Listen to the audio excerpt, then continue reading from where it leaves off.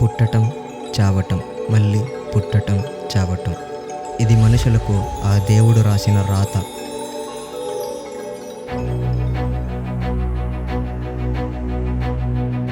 కాలం మారినా కర్మ మారగలదా?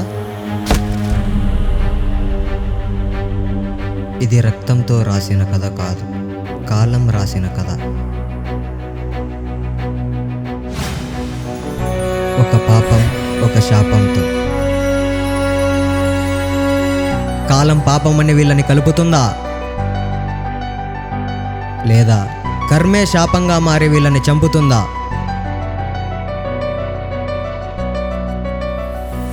కర్మను జయించి వీళ్ళు కలవగలరా?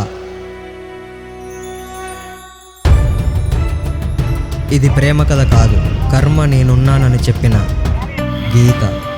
ప్రేమ అన్న మాటకు అర్థం ఏమిటో తెలుసా అండి?